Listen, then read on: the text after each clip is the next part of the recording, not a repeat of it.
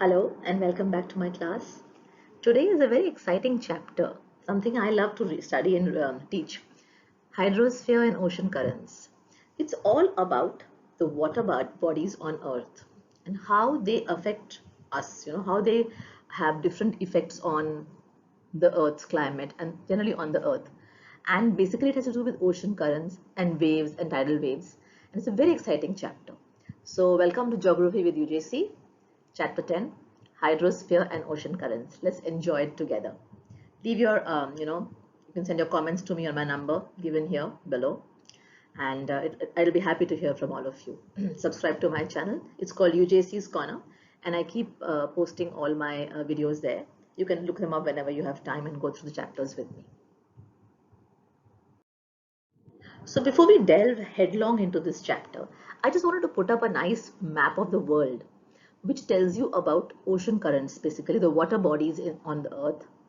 These are all the various water bodies on the earth comprise all the oceans around the land masses, the rivers, the seas, but we are concerned with these oceans basically.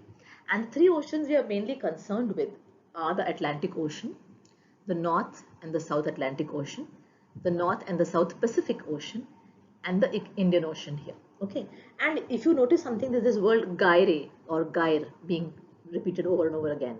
Gyre is a basically rotative motion. The currents form a circle and they go in a circle. That's what is called a gyre. I'll teach you this as you go along. And see, the ocean currents are marked in blue and red. Red are warm ocean currents. They bring warmth with them and then they have these effects, certain effects. And then you have these cooled ocean currents. And a very important thing happens where the red and the blue, that is the cold and the warm ocean currents meet. Half the give reasons for in this chapter are where the cold and hot ocean currents meet. It'll come along in the slides in the future. Okay. So I just put up this slide in the beginning so that you get used to this whole ocean current business on the Earth's atmosphere and what's happening with them, how are they moving, why are they called. See, look at this. They're going in circles like this. That's why it's called a gyre, G-Y-R-E, North Pacific gyre, South Pacific gyre, North Atlantic gyre, South Atlantic gyre, and the Indian Ocean gyre. And then of course there is Japan here, which the earth is a circle, you know that, it's around, it's a sphere. There are these currents around Japan and around Australia also. So we'll study this together, just putting this map here to just put this in your heads that there's something very exciting coming along. So let us first understand the basics things about the hydrosphere. Okay, what is the hydrosphere? The surface of the earth comprises land and water. Water bodies comprise 71% of the earth's surface and together are called the hydrosphere. So only 29% of the surface of the earth is land, less than one third. One third is 33%. Predominantly, the earth is covered with water. So if anybody asks you the question, see, I'm putting up my notes as questions. They are from the textbook. They are questions you should know for the exams. I don't put it as hydrosphere. I'm saying, what is hydrosphere? Immediately just write this answer. The surface of the earth comprises land and water.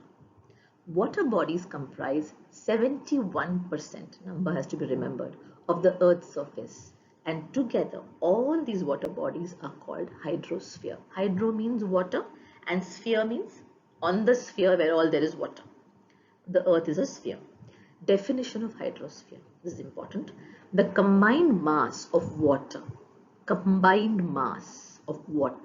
found on earth, such as rivers, ocean streams, and also underground water is called hydrosphere. When it rains, water percolates into the surface of the earth. If you look at this picture, it is so nice. This atmosphere, this hydrosphere, biosphere, lithosphere. So we have the definition of hydrosphere. The combined mass of water found on earth, such as rivers, ocean streams, and also underground water is called hydrosphere. Atmosphere, biosphere, lithosphere. Look at this, underground water, and there of course a hydrosphere here also. What are the largest water bodies and why?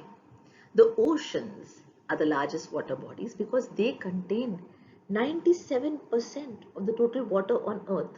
3% is in rivers and lakes that we see. 97% of water on Earth is contained in the oceans. The 7 continents, which are huge land masses, cover only 29% of the Earth's surface. How did I get 29? This 100 minus this 71. Facts about oceans. So oceans comprise 71% of 140 million square miles of the Earth's surface. Humongous. They occupy 3/4 of the total globe area. So, why is the study of hydrosphere important? Well, the Earth that we live on, the sphere that we live on, is covered 75% by water.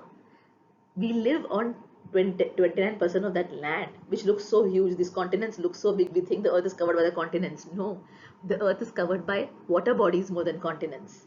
And that is why the study of hydrosphere becomes important. All right.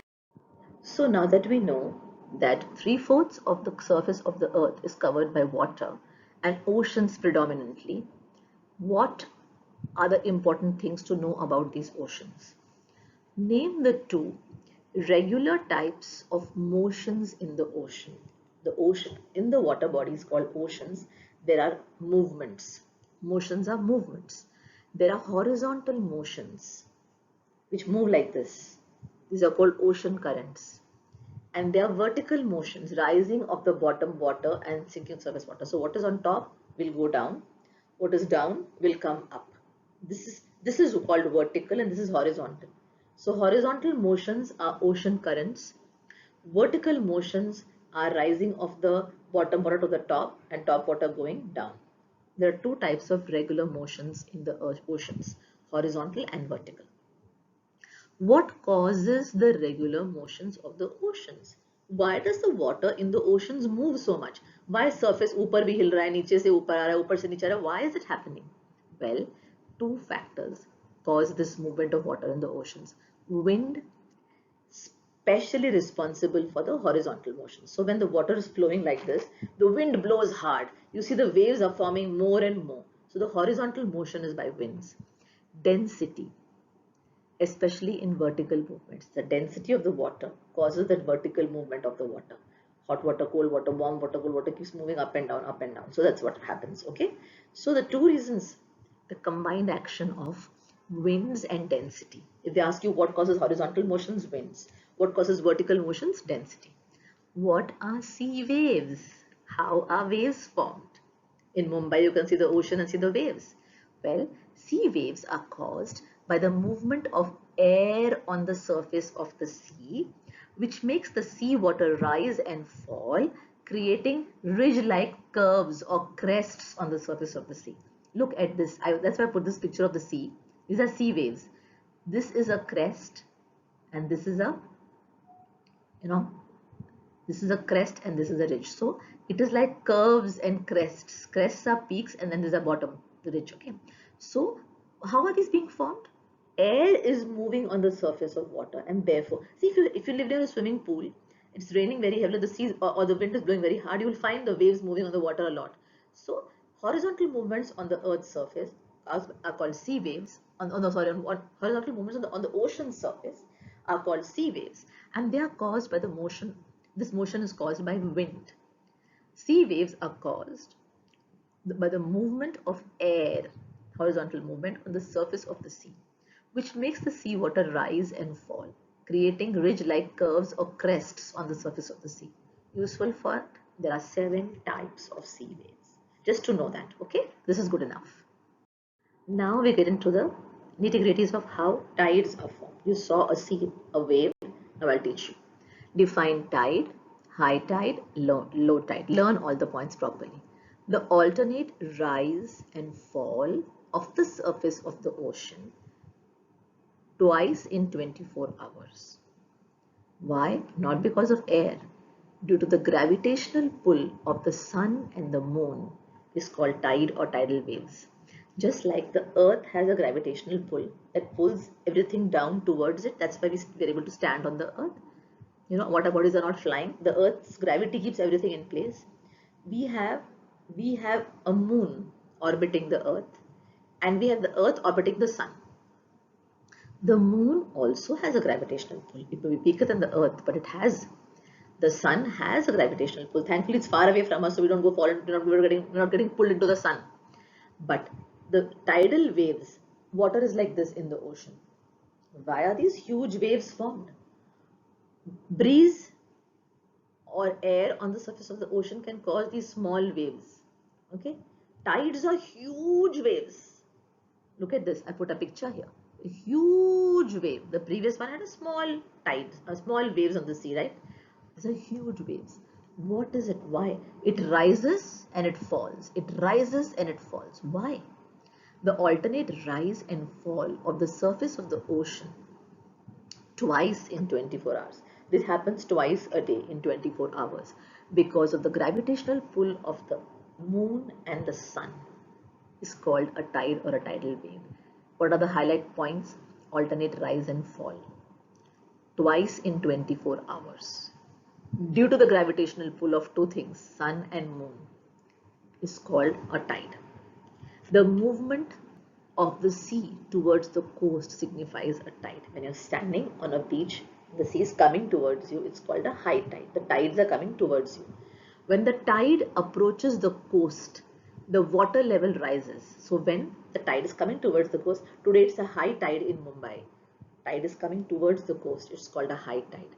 When the water recedes and the sea level falls, recedes means goes backward, and the sea level falls, it is called ebb or low tide. The tides are in a regular rhythmic motion, up and down, forward and backward, forward and backward, forward and backward, like that. Okay, so this is the tide. Now what is important to know is the sun exerts a small gravitational pull to cause tides as it is very far from the earth. The moon, though smaller than the sun, much smaller than the sun or the earth, is closer to the earth, so it exerts a stronger gravitational pull on the earth to form tides. So tides formed by the moon are stronger and higher, larger than tides caused by the sun, but both cause tides. Okay, define amplitude or range of tide. In physics you have learned the word amplitude. The average difference in water level between high tide and low tide in any place is the amplitude. If low tide was this height, of the water was this height, and high tide it was this height, the difference between the high and the low, high water level and low water level, high tide and low tide, this difference is called the amplitude. Suppose in low tide it was 5 meters, high tide 15 meters, 15 minus 5, 10 meters. It's never that high, but tidal range, that is the range of this tide, is generally 1 to 3, and it differs from day to day depending on the sun and the moon's gravitational force. So now, what are the important questions to know about tides that can come in the exam that you need to know, keep your knowledge about and understand properly? What are these important questions about tides? Let's look at them. They're very easy. Why do tides have a rhythmic motion? Meaning, why do they go up and down in a rhythm? Why are they in a rhythm? Why can't they be just up or just down? Why do tides have a rhythmic motion? The gravitational attraction exerted upon the earth by the sun and the moon.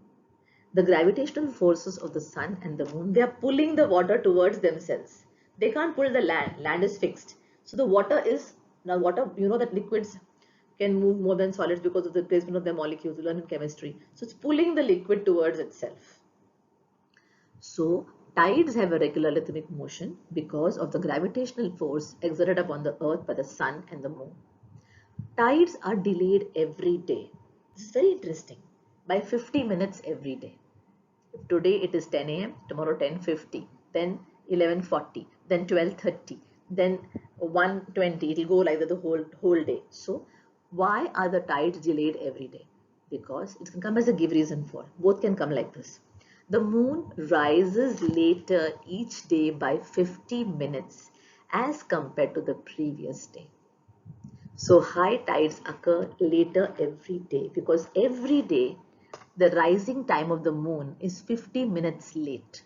If today the moon rose at 6 p.m., tomorrow at 6:50, day after at 7:40. So because of a delay, 50-minute delay, the rising of the moon every day, the tides are Mainly caused by the forces of gravitational force of the moon. Sun is far away, it adds to the effect, but the moon is the main cause for tides. So if the moon rises late, the tides are also going to be formed that much later. Very important to remember. How are the sun and the moon responsible for tides? I just put in all possible questions that can come.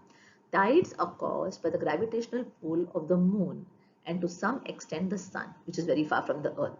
The moon, though small, is very near the earth and exerts a strong gravitational pull on the earth. Thus, the water of the earth nearest to the moon is pulled by the moon's gravitational force. See how high these tides are in the picture at the back. Why does the tide or high tide change its timing every day? This is about, now don't get these two confused. This is about why are tides delayed every day? Because the moon rises 50 minutes later every day. This is high tide. Why does the high tide? So what we're saying is that don't confuse these two questions. This is tides are delayed every day by 50 minutes because the moon rises late. This is high tide. Why does the high tide or high tide, why does the tide or the high tide change its timing every day? This is change of timing, this is delay. High tides occur at intervals of around 12 hours 26 minutes every day because the earth and the moon are rotating in the same direction. So there is a time lapse between high tides and they change their timing every day. If the moon was stationary, then each place on the earth's surface would come before it every 24 hours and the high tide would occur. But the moon is moving around the earth is moving around the sun. They're moving in the same direction, but so there is a time lapse between this water body at what time it comes in front of the moon, because the earth is also moving, the earth is rotating on its axis also and moving also. So because the earth and the moon are rotating in the same direction, there's a time lapse between high tide and the timing every day. So so why does the high tide change its timing every day? Because the earth and the moon are moving in the same direction, but both are moving. So there's a time lapse between a high tide and the change, and that timing changes every day. Why are tides delayed every day? Because the moon rises 50 minutes later every day. Remember the difference between these two questions, don't mix them up in answering. Why does the tide or high tide change its timing every day? That word is change. This word is delay. So look at the answer and understand. Why are the tides delayed every day? Because the moon rises later each day by 50 minutes. Okay. Why does the high tide change its timing every day? Because the earth and the moon are moving in the same direction. There's a time lapse between which a point on the earth's surface faces the moon. So the high tides change. They occur at intervals of 12 hours and 26 minutes. Every 12 hours and 26 minutes there's a high tide. Okay. Now there's a name given to high tides and low tides. High tides are called spring tides. They're springing, they're going up. Low tides are called neap tides or neap tides. Spring tides are high tides. Neap tides are low tides. So when does a high tide occur? When the sun, the earth and the moon are almost in the same straight line. You have the moon, the earth and the sun. They are in one line. Then spring tides of the greatest range are produced. Useful points. In spring tides, the tidal pull of the sun is about half that of the moon. We are in a straight line. Sun is farther away from us. But the sun is capable of helping the moon in producing the tides. They both are pulling. In neap tides, they are low tides. When the sun, the earth and the moon are at right angles to each other. So when the sun and the moon are at right angles, the earth is in the center here, they negate each other's pull. This is pulling from here, this is pulling from here. They negate each other's pull. Negate is important. Lowest tides occur. So positioning of these three celestial bodies is important to understand. High tides and low tides. Useful points. In neap tides, the gravitational pull of the sun opposes that of the moon. The difference between high tide and low tide levels is equal to the amplitude of the tide is the least. Here it is the greatest, here it is the least. the high tide is lower and the low tide is higher than in normal circumstances. So in neap tides, the high tide, if it should be this much, it is lower, and the low tide should be this much, it is higher. So in neap tides that happens. Why? Why does it happen? One and only one reason. The sun and the moon are perpendicular to each other, at right angles to each other. Whereas here they're in a straight line. So in high tides, the three celestial bodies are in a straight line. In low tides, the sun and the moon are at right angles to each other. Please remember these points. This can come as, why is the high tide lower and the low tide higher in a neap tide? Because of this perpendicular angle. All right. Learn it slowly and steadily. What is a spring tide? It's a high tide. What is a neap tide? It's a low tide. Why is it caused? When these three bodies are in a straight line, when these three bodies are in a way that the moon and the sun are at right angles to each other. Fine. Now these are kind of give reason for interesting questions. Okay. First of all, let us look at the word perigee. What does the word perigee mean? Nearest to the earth is perigee. When the moon is in perigee, which tides are higher? When the moon is in perigee, nearest to the earth, spring tides are going to be higher, right? So when the moon is in perigee, that is closest to the earth, its attraction on the earth is going to be the maximum. It's going to pull the water bodies towards itself. So when the moon is in perigee, nearest to the earth, spring tides are higher. When the moon is in perigee, when are the highest spring tides produced? When the moon is in perigee, it is around 1st January.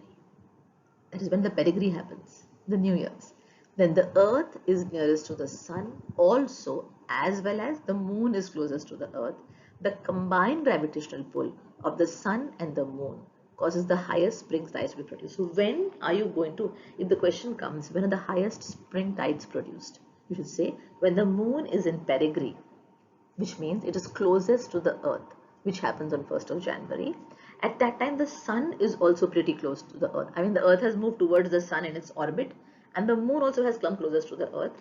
At that time, the spring tides are the highest. So when the moon is in perigee, which tides occur? Spring tides, the high tides. When the moon is in perigee, when are the highest tides produced? Around 1st of January. The moon is close to us, the sun also is, or we are also closer to the sun also. The both gravitational pulls cause higher tides to happen. These two done. What is the pattern of tides? Tides move in a great wave around the earth.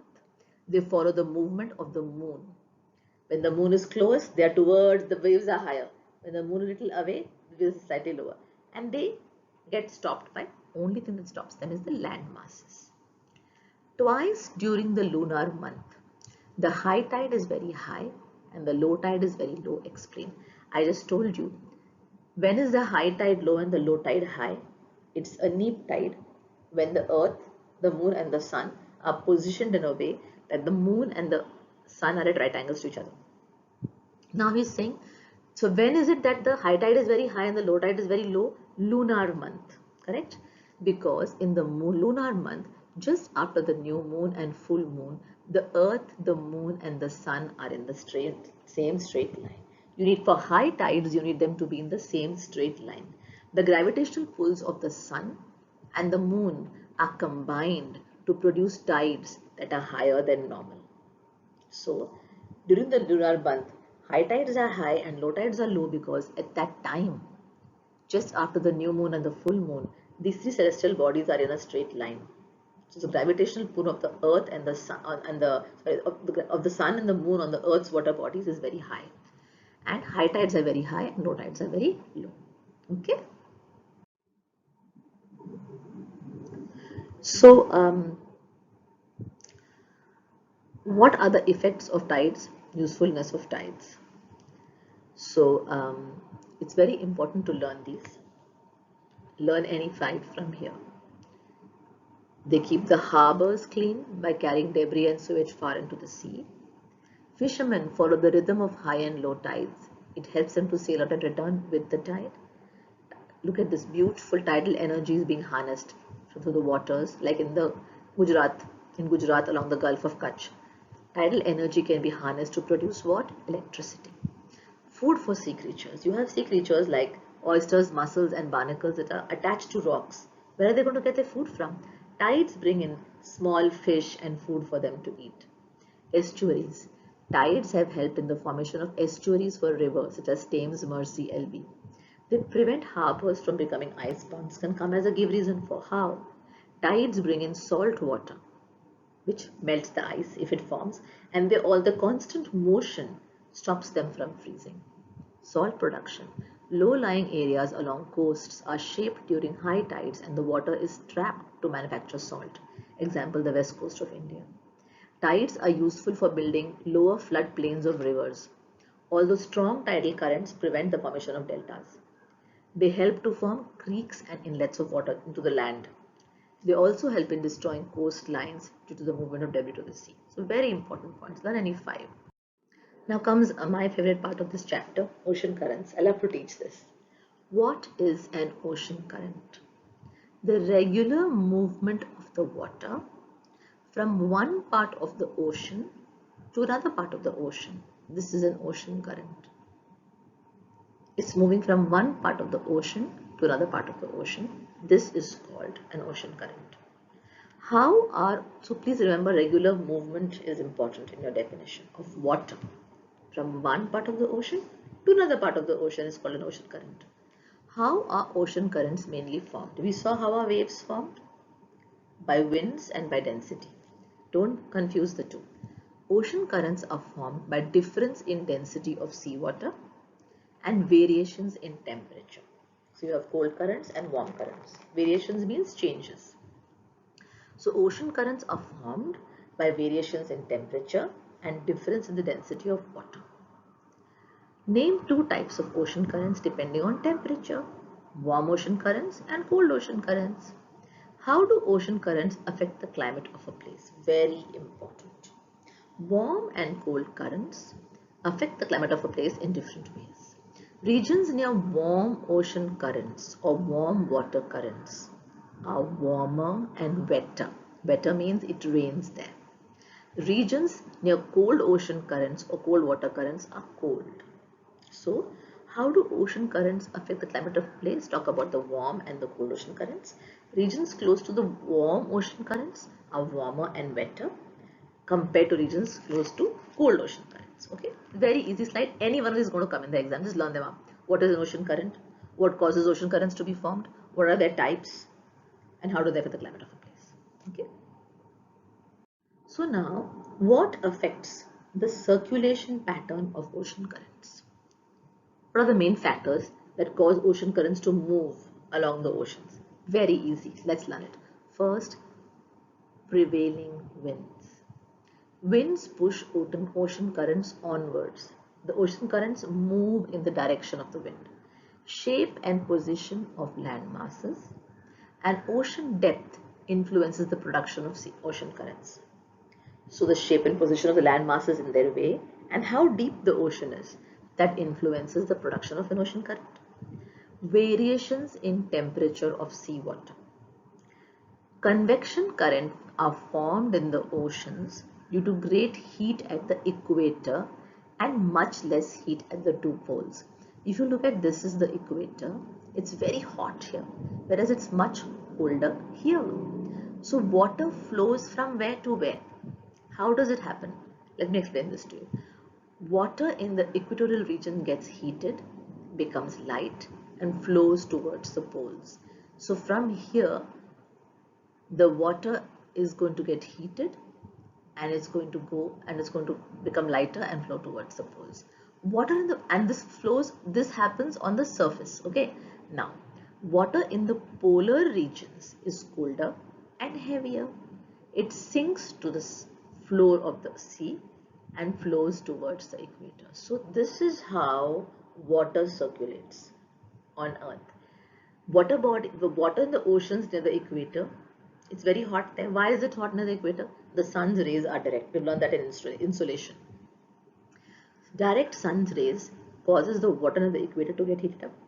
This water, hot water is always lighter, like hot air is lighter and rises up, hot water is lighter and rises up. It's on the surface of the ocean and it moves towards the poles on both sides. The water at the poles is colder. Sun's rays are less direct, heavier. They sink to the bottom of the ocean and they move towards the equator. So now water is on top of the water is circulating towards the poles, and inside the ocean the water is circulating towards the equator. So the cold water from the poles is coming towards the equator, and the equatorial water is going towards the poles. But there's a depth to the ocean. Top layer of water is warm, it's moving towards the poles. Bottom layer is cold, it's moving towards the equator. I hope you've understood this. So sea water is of different temperatures. At the equator it is different, at the poles it is different, and it moves. Then rotation of the earth and the Coriolis force, very important. Currents are generally circular in shape. Why are currents circular in shape? Not because the earth is shaped as a sphere. They are circular because the earth is rotating on its axis. Currents are also water bodies on the earth. So they will circulate in the same direction, not because the earth is a sphere. Currents are generally circular in shape due to the earth's rotation on its axis, unless a land mass collides in their direction. Then they have to stop. Coriolis effect, what is it? Due to the effect of the earth's rotation on its axis, prevailing winds and Ferrel's law, ocean currents flow in a clockwise direction in the northern hemisphere and in an anti-clockwise direction in the southern hemisphere. This is called Coriolis effect. What does it mean? This is the equator. Ocean currents above this is the northern hemisphere. Ocean currents in the northern hemisphere are going to move in a clockwise direction. Ocean currents in the southern hemisphere will move in an anti-clockwise direction. Why? Because the earth is spinning on its axis. An ocean current that is supposed to go like this gets propelled like this. It wants to flow this way, but the earth is moving. The movement of the earth propels it in the clockwise direction. In the southern hemisphere, if a current wants to flow in this direction, the downward movement of the earth propels it in this direction, anti-clockwise. So all ocean currents in the northern hemisphere flow in a clockwise direction. All ocean currents in the southern hemisphere flow in the anti-clockwise direction. This is called the Coriolis effect. And what causes the Coriolis effect? The rotation of the earth on its axis is causing the Coriolis effect. So why are currents circular in shape? Because of the earth's rotation on its axis. What is the Coriolis effect? Because of the earth's rotation on its axis, currents are moving in circles only, but in the northern hemisphere in a clockwise direction, in the southern hemisphere in an anti-clockwise direction. So you should know ocean currents flow in circles in a clockwise direction or anti-clockwise direction. Both are caused by the Earth's rotation on its axis. Because of the Earth's rotation on its axis, now the Earth has two hemispheres, above the equator northern, below the equator southern. Above the equator, they move in a clockwise direction. Below the equator, ocean currents move in an anti-clockwise direction. Now I hope you've understood this. This is the most important thing to understand. Otherwise, you won't understand the maps or the currents or anything. Ocean currents move in a circular direction because of the rotation of the earth on its axis. So current wanting to move this way gets propelled in the clockwise direction and starts moving this way. A current wanting to move this way gets propelled in anti-clockwise direction and starts moving this way. The earth is moving. Okay, the reason is the earth's rotation on its axis. Drill it into your heads. Great. So before I just go to explain what is happening here, I want to show you this thing also, this slide on this map. The cold currents are green, warm currents are red. If you look at it, the North Pacific currents, North Pacific, this is the equator is going from here. So the North Pacific are circular in clockwise, South Pacific anti-clockwise. Indian Ocean is going anti-clockwise. It is below the equator, southern hemisphere. North Atlantic clockwise, South Atlantic anti-clockwise. Now let's understand. So what caused the circulation pattern of the oceans? Temperature we have said. We have said Earth's rotation, the Coriolis effect, figuration of coastlines. Ocean currents are affected by the shape of the land masses.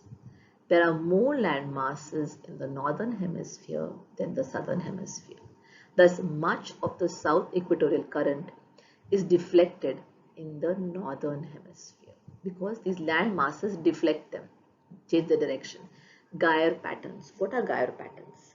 The deflection of moving water in a circular pattern is called a gyre, from the gyro to mean a circle. The flow of water around the periphery of an ocean is called gyre. What is periphery? Margins.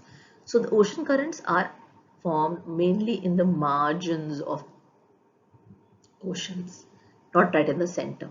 So wherever there are continents, close to their coastlines, you will find ocean currents. See here, along the margins, the ocean currents are formed. And they are formed in the circular motion because the ocean current touches here, then deflects, then touches, then deflects, touches, then deflects. Wherever land mass is, that gets deflected. Here, deflects. So land masses deflect them and get them into a circular pattern. Intervening continents and basin topography, especially in the northern hemisphere, often block the continuous flow of ocean waters and deflect it into certain patterns called gyres. Salinity. On the surface of water, ocean currents are generated from areas of high salinity, high content of salt, to areas of low salinity. What does it mean? Due to variations in salt content, ocean currents flow. Two examples: from the Atlantic Ocean to the Mediterranean Ocean, Atlantic to Mediterranean, Indian Ocean and Red Sea. So these ocean currents in these areas are caused due to the salinity, the salt content of the ocean currents. So you must understand, land masses deflect ocean currents into what causes the circular motion of ocean currents. The deflection by the land masses. Water doesn't have a brain to say I'm going to go in circles. Water is flowing. It touches the water, it touches the land body, moves. Again land body moves. Again land body moves. And land bodies deflect and put it in a circular pattern. They flow at the periphery, at the boundaries of oceans. And the circular motion is called a gyre. So very important, the figuration of the coastline causes ocean currents. The salinity of the water causes ocean currents. Alright.